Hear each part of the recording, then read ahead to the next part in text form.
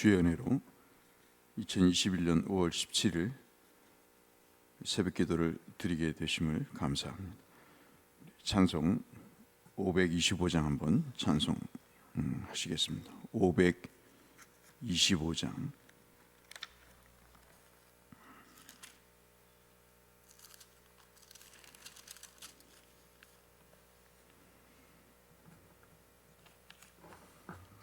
찬송가 525장 돌아와 돌아와 찬송하겠습니다. 돌아와 돌아와 마음이 고난이여 길이 참 어둡고 매우 험악하니 집을 나간 자여 어서와 돌아와 어서와 돌아오라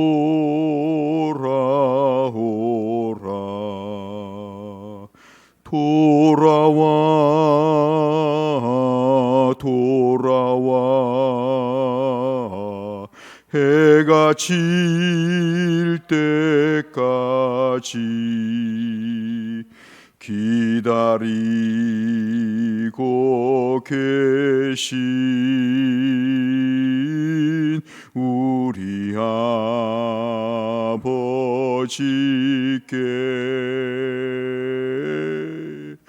입을 나간 자여 어서와 돌아와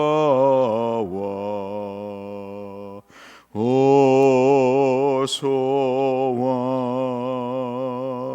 돌아오라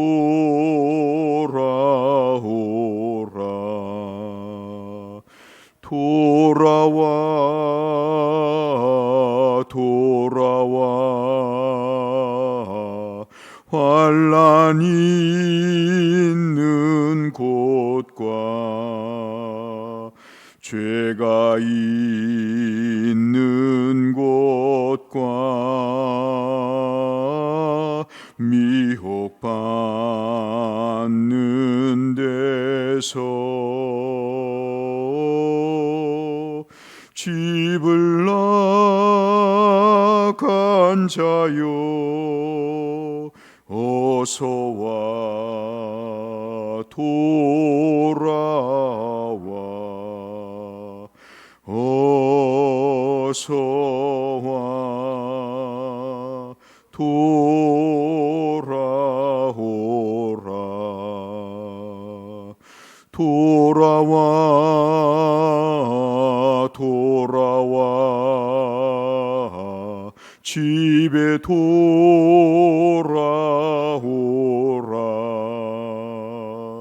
모든 것 풍성한 아버지 집으로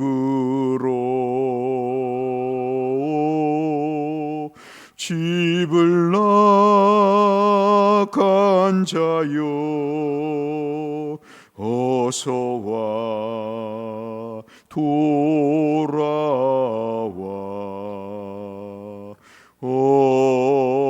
어서와 돌아오라.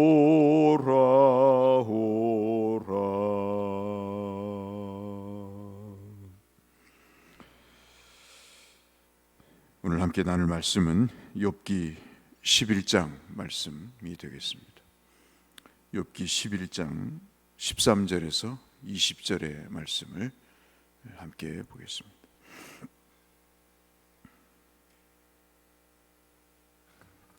오늘 성경 통독 범위는 욥기 11장에서 14장까지의 말씀이 되겠습니다.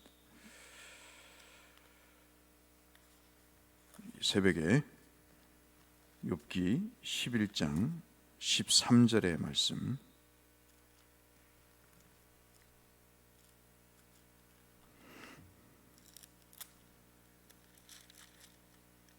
욥기 11장 13절 말씀부터 봉독해 드리겠습니다.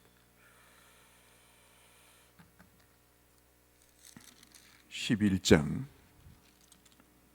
13절 말씀부터 보겠습니다. 만일 내가 마음을 바로 정하고 주를 향하여 손을 들 때 내 손에 죄악이 있거든 멀리 버리라. 불의가 내 장막에 있지 못하게 하라.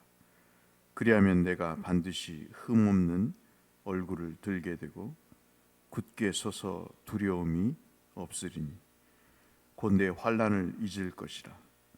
내가 기억할지라도 물이 흘러감을 같을 것이며 내 생명의 날이 대낮보다 밝으리니 어둠이 있다 할지라도 아침과 같이 될 것이요. 18절부터 20절까지 함께 하겠습니다. 내가 희망이 있으므로 안전할 것이며 두루 살펴보고 평안히 쉬리라. 내가 누워도 두렵게 할 자가 없겠고 많은 사람이 내게 은혜를 구하리라. 그러나 악한 자들은 눈에 어두워서 도망할 곳을 찾지 못하리니 그들의 희망은 숨을 거두는 것이니라. 아멘. 우리가 성경 통독을 하면서 욥기를 살펴보게 됐습니다. 제가 이 성경을 전공했지만 참 쉽지 않은 말씀이고 이것을 묵상하는 것도 참 조심스러운 그런 내용이 아닐 수 없습니다. 욥기는 상당히 여러 가지 내용들을 우리에게 말씀해 주고 계신데요. 그 중에서 특별히 이 죄 문제에 관한 내용, 악인이 어떤 사람인가 하는 것에 대한 질문을 던지고 있습니다. 우리가 가장 신앙생활을 하면서 우리의 신앙의 성장을 저해하는 요인이 있습니다. 사회생활도 마찬가지일 텐데요. 자기의 생각과 관습의 틀에서 벗어나지 못하는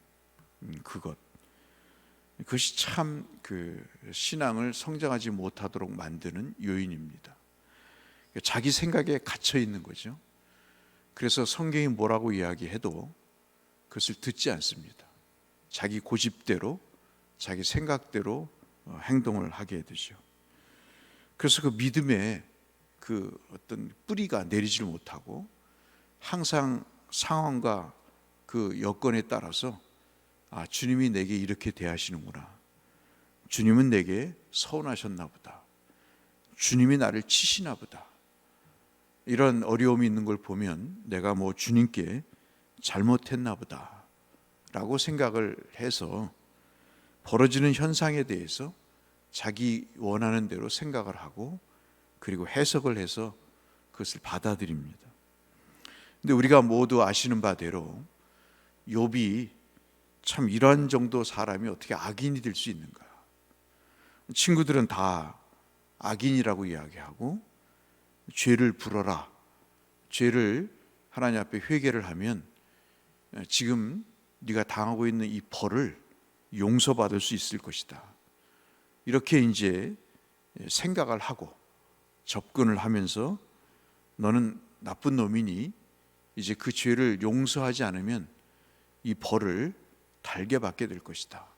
네 인생엔 희망이 없으니 이제는 그것을 회복하기 위해서는 회개를 해야 된다 하는 논조의 이야기를 합니다. 사실 이것을 듣고 보면 거의 틀린 말이 아닌 것이죠. 우리가 일상적으로도 그렇지 않습니까? 우리가 하나님 앞에 회개하는 것이 얼마나 중요하고 사람이 자기를 돌아보는 것이 얼마나 소중한 일입니까? 그런데 참 자기를 돌아보지 않는 그런 모습은 내 자신 보기에도 답답하고 남을 바라볼 때도 참 딱하다 하는 생각을 갖게 되죠. 그래서 세 친구가 이야기를 할 때 엘리바스 같은 사람은 욥이 의롭다는 것을 인정을 하지만 그러나 징계를 가볍게 생각하지 말라. 참 중요한 말이죠. 어떤 되어지는 현상을 가볍게 넘기지 마라. 이것이 무슨 뜻이 있는지를 살펴보라는 말은 버리지 못할 중요한 말이 맞습니다. 빌닷이라는 친구는 기도를 해라. 아주 너를 정결하게 해서 정직한 삶을 살아라. 그렇게 이야기를 합니다. 이것도 참으로 귀한 말이죠. 소발이라고 하는 친구는 적극적으로 이야기를 합니다. 마음에 죄가 있으면 그것과 끊어라. 그래야 네가 산다. 오늘 11장은 바로 이 소발이라는 친구가 욥에게 주는 그런 위로의 말씀 중에 주는 내용입니다. 두 가지를 제시를 합니다. 오늘 13절 말씀해 보시면 기도와 자제를 해라 하는 이야기를 합니다. 욥의 그 심령, 심장이라고 우리가 보통 번역을 하는데요. 이 욥의 심장과 손이 모두 주께로 향해야 된다 하는 이야기를 합니다. 참 귀한 말이죠. 우리의 마음이 주께로 향하게 돼야 되고 그리고 손이 주께로 향해야 됩니다. 손은 딴 데 있으면서 마음은 딴 데 있으면서 얼굴만 주를 향하는 그런 사람들에 비해서 이 소발의 말은 참 가치 있는 말이죠. 그러면서 이야기를 하기를 15절부터 19절에 보시면 네가 하나님 앞에 악한 행동을 끊고 기도를 해야 된다. 그 이야기의 논조를 이야기를 합니다. 그렇게 되면 15절에 다시 보시면 흠없는 온전한 얼굴이 된다. 지금 네 얼굴을 봐라. 그 얼굴이 만신창이가 된 얼굴이 어찌 복받은 얼굴이냐. 그러면서 만약에 네가 악한 행실을 끊고 하나님 앞에 회개 기도를 하면 먼저 얼굴이 달라질 것이다. 그런 이야기를 하죠. 여기서 흠이 없다는 것은 우리가 레위기 때 살펴보는 흠없는 그런 제물을 하나님 앞에 드려야 된다 하는 말씀에서 나오는 그 흠을 이야기를 할 때 쓰는 용어입니다. 그러니까 얼마나 소발이 하나님 앞에 성결한 삶, 청결한 삶을 살아야 될 것인가를 강조하는 그런 중요한 말씀이죠. 그 다음에 16절에 보면 그렇게 하나님 앞에 죄를 끊고 회개를 하면 지금 당하는 모든 고통이 기억나지 않을 것이다. 하나님 회복을 주시는데 기억이 안 될 정도로 그런 트라우마에서 벗어날 것이다. 얼마나 좋은 일이겠어요. 우리가 힘들고 그리고 참으로 증오스러운 비참한 일들을 계속해서 생각을 하고 그것을 삶에 가지고 간다면 얼마나 힘든 삶을 살겠습니까? 위로의 말씀일 수도 있겠죠. 17절에 보시면 만약에 하나님 앞에 회개하고 죄를 끊으면 어떤 회복을 주시냐면 그 생명에 갑자기 찾아온 죽음과 어두움이 사라질 것이다. 이것도 참 중요한 말이죠. 그리고 19절 말씀을 18절에서 19절의 상반절의 말씀을 보시면 욥의 삶에 안전과 쉼이 보장될 것이다. 참 위로가 되겠죠. 그런 말씀을 하고 있습니다. 그리고 19절 중반절에는 어떤 회복을 주시냐면 욥이 잃어버렸던 사회적인 지위를 다시 회복하게 될 것이다. 이것도 욥이 잃어버린 고통 가운데 하나라고 볼 수 있겠죠. 그리고 마지막 20절에 욥이 하나님 앞에 회개하고 죄와 단절을 하면 하나님께서 자신의 악행을 벌인 자에게 그 악인의 종말이 끝이 날 것임을 이야기를 합니다. 이러한 15절부터 20절까지의 소발의 위로, 조언, 이것은 참으로 귀한 말씀입니다. 어디 하나 버리지 말아야 될 내용이죠. 그런데 문제가 있습니다. 만약에 욥이 악인이 아니라면 어떻게 될 건가 말이죠. 이걸 다시 우리 말로 이야기를 하면 우리가 하나님 앞에 죄를 지었기 때문에 벌의 그 징벌로 몸이 아프다든가 재산을 잃었다든가 심지어는 자녀를 잃었다는 것, 그것이 하나님의 징벌이라고 생각을 보통 합니다. 보통 믿는 사람이 그러잖아요. 잘 되면 축복이고 잘 되지 못하면 하나님이 내게 벌을 주시는 거다. 아주 쉽게 우리가 받아들일 수 있는 해석입니다. 그런데 여러분, 바꿔 생각하면 하나님이 어떤 특별한 뜻이 계셔서 그 사람을 훈련시키시든가 그 사람을 깨닫게 하시든가 더 좋은 것을 주시기 위한 하나의 그 계획과 섭리 가운데 그 사람이 특별한 죄가 없음에도 불구하고 그러한 일을 겪는 경우를 우리가 보지 않습니까? 적어도 욥의 경우에서 그런 모습을 우리가 발견해 볼 수 있는 것이죠. 그럴 때 그 사람을 악인이라고 얘기할 수 있는가 말이죠. 그 사람의 당하는 모든 그 결과를 악한 자가 당하는 징벌, 벌을 받는 것이라고 생각할 수 있을까? 지금 욥이 괴로운 것은 바로 그런 것이죠. 하나님이 자기가 알고 있는 하나님이 아닌 것입니다. 하나님은 심술궂은 하나님도 아니고 심심해서 사람을 쳐서 자식을 뺏어가고 재산을 몰수하고 자기 그 사회적인 신분을 없애버리는, 그리고 질병을 주셔서 사람이 송장처럼 만드는 그런 할 일 없는 하나님이 아니라는 것이죠. 그렇기 때문에 하나님은 침묵하시고 하나님은 말씀하지 않고 사람들이 위로랍시고 자기에게 이렇게 정죄 아닌 정죄를 이야기하는 것이 그에겐 너무 괴로운 것입니다. 욥도 회복하기를 바라는 거죠. 욥도 이 모든 상황에서 벗어나기를 바라는 것입니다. 그러나 그가 더 원했던 것은 하나님을 더 알고 싶었던 것이죠.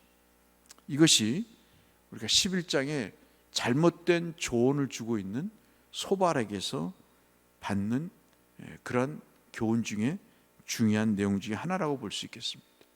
소발과 많은 사람들은 몸을 하나님의 축복 또는 저주의 시금석으로 삼습니다. 건강하면 축복이요, 병들면 저주라고 생각을 합니다. 그럴 수도 있겠죠. 그러나 여러분, 우리가 이 본문을 통해서 이 아침 묵상할 수 있는 중요한 내용 중에 하나는 사람의 회복이 어디에 있는가 하는 것입니다. 우리가 건강을 되찾고 물질을 많이 받고 지식을 많이 얻어서 남부럽지 않게 사는 것이 축복이라고 한다면, 그러면 그리스도의 복음을 위해서 껍질이 벗겨진 채, 톱에 켜진 채, 그리고 화형을 당한 채, 그리고 사지가 찢어져서 죽은 사람은 저주를 받은 것인가 말이죠. 돌에 맞아 죽은 스테판 집사님은 그 저주 중에 가장 큰 징벌을 받은 사람인가 하는 것입니다. 그렇지가 않죠. 우리의 회복은 육체에 있지 않습니다. 병이 낫는다고 그것이 회복은 아닌 거죠. 제가 수요예배 때 말씀드렸다시피 우리는 영혼이 중요합니다. 영혼이 어떻게 회복이 되느냐가 굉장히 중요한 것이죠. 그렇다고 육체가 보잘것없는 것이라고 말씀드리는 것은 아닙니다. 우리가 병들 수 있습니다. 우리가 정말 비참해질 수 있습니다. 그러나 그 모든 일에 가장 중요한 회복은 하나님을 향한 우리의 영혼의 회복인 것이죠. 그것이 굉장히 중요한 일입니다. 그래서 자신의 영혼에 대해서 관심을 가질 필요가 있겠다는 말씀을 수요예배 때도 드린 그런 때가 있었습니다. 우리 진정한 회복은 예수 그리스도를 통해서죠. 저는 가끔 목회를 하면서 그런 생각을 해봅니다. 예수의 보혈의 능력이 사람들에게 얼마만큼의 의미일까 하는 생각을 가져봅니다. 특히 언제냐면 복음이 뿌려지는데도 앞서 말씀드린 자기의 생각과 자기의 관념의 틀에서 벗어나지 않고 그것을 튕겨버리고 그것을 받아들이지 않는 고집스러운 모습을 볼 때 그것이 참 안타깝다는 생각을 가져보는 거죠. 우리의 소원은 복음이 뿌리를 내리고 싹이 나고 잎이 나고 열매를 맺히는 것, 그것입니다. 그게 진짜 회복이죠. 진짜 회복은 심판하시는 하나님, 복을 주시는 하나님, 그것을 아는 것이 회복이 아니라 내 인생을 주장하시며 어떤 상황에서도 끝까지 택한 백성을 버리지 아니하시는 그 하나님의 내가 알지 못하는, 좀 더 알고 싶어, 좀 더 깊은 곳에 하나님을 발견하고 싶은 그러한 열망, 그것이 우리에게 굉장히 중요한 것이죠. 우리는 사람을 잘 몰라서 돈을 잃어버리기도 하고 관계를 잃어버리기도 합니다. 슬픔을 당하기도 합니다. 그런데 하나님을 아는 일에는 그렇게 별 관심이 없는 것 같아요. 세상의 물정에는 밝지만 하나님이 나에게 지금 무엇을 말씀하시는가 하는 것은 참 별로 관심이 없는 것 같아요. 예수의 보혈의 능력만이 우리의 모든 것을 회복할 수가 있습니다. 그분의 구속의 은혜만이 우리를 진정한 삶으로 바꿀 수가 있습니다. 오늘 말씀은 사람은 무엇으로 회복되는가 하는 것에 대한 질문을 하고 있습니다. 오늘 한번 이 아침 함께 기도하실까요? 내 속에 내 영혼을 작용하는 그 것들이 도대체 예수의 보혈의 능력인지 아니면 세상의 것들인지, 그것이 관습이 됐든 자기의 경험이든 생각의 범주든 아니면 세상의 그 어떤 것이든 정말 나를 회복시키는 것이 무엇인가, 그것이 저는 예수의 보혈을, 유일한 보혈만이 우리를 회복할 수 있는 그런 것이다 라는 말씀을 드리면서 우리가 좀 더 주님 앞에 초점을 맞추고 그 보혈의 능력을 사모하며 주님께 나아가는 우리가 되어야 되지 않겠나. 헷갈리고 잘 모를 때 우리는 일단 말씀으로 돌아가야 됩니다. 그 말씀이 뭐라고 말씀하시는지를 우리는 들어야 됩니다. 그래야 회복이 시작이 되고요. 사람이 신앙이 좀 폭넓은 사람이 되죠. 좀 더 정말 성경적인 사람이 돼서 예수의 보혈의 그 능력이, 은혜가 무엇인가를 알게 되는 것입니다. 지금은 우리의 고집을 버릴 때라고 생각이 됩니다.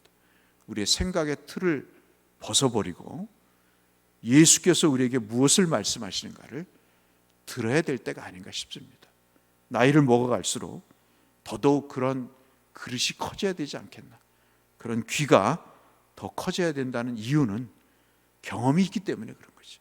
더 많은 경험이 있기 때문에 그러한 하나님의 말씀을 받아들이는 그릇이 더 커지는 것이 아닌가 싶은 묵상을 해보게 됩니다. 이 아침 함께 기도하시면서 주님 나를 회복하시되 말씀을 통해서 그리스도의 보혈을 통해서 나와 우리 가족과 우리 성도를 변화시키시고 회복시키시는 귀한 영적인 회복이 있도록 함께 기도하시고 그 은혜를 누리시는 성도님들 되시기를 주의 이름으로 축원합니다. 거룩하신 아버지 하나님, 우리에게 회복의 조건으로 생각하는 것들이 많습니다. 육신이 약해지면 벌을 받는 것이고, 육신이 좀 잘 되면 회복의 은혜라고 생각을 합니다. 욥은 이유 없는 까닭 없는 고난을 당하면서 이 일에 대한 혼란한 마음이 그 어떤 사람보다도 심했습니다.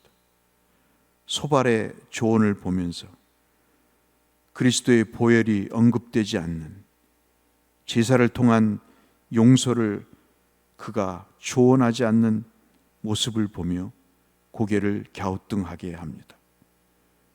우리의 구원이 관습에 있지 않지 않습니까? 우리의 회복이 하나님, 우리의 잘못과의 단절을 통해서 이루어지는 것이라면 왜 예수 그리스도께서 십자가를 지셨겠습니까? 오늘 예수의 십자가의 능력이 우리를 회복하는 유일한 조건임을 마음속에 기억하며 그 십자가를 붙들고 나가는 우리 모두가 되게 하여 주셔서 복된 하나님의 회복의 열매들이 우리의 삶에 가득하게 하여 주시옵소서. 예수님 이름으로 기도 올리옵나이다. 아멘. 하늘에 계신 우리 아버지, 아버지의 이름을 거룩하게 하시며 아버지의 나라가 오게 하시며 아버지의 뜻이 하늘에서와 같이 땅에서도 이루어지게 하소서. 오늘 우리에게 일용할 양식을 주시고 우리가 우리에게 잘못한 사람 용서하여 준 것 같이 우리 죄를 용서하여 주시고 우리를 시험에 빠지지 않게 하시고 악에서 구하소서. 나라와 권능과 영광 영원히 아버지의 것입니다. 아멘. 오늘 이 아침에는 우리 모두의 회복을 위해서, 그것이 육신이든 영혼이든 하나님 앞에 특별히 믿음의 회복을 위해서 함께 기도하시는 시간이 됐으면 좋겠습니다. 건강하시기를 바라면서 응답이 하나님께로부터 있기를 축원하면서 기도로 주 앞에 나가겠습니다. 기도하시겠습니다. 하나님 아버지 감사합니다. 오늘도 생명을 주시니 감사합니다. 복된 은혜를 베푸시니 아버지 감사합니다. 이 하루 주님이 우리에게 주시는 영혼의 회복이 있는 하루가 되게 하여 주시기를 원합니다.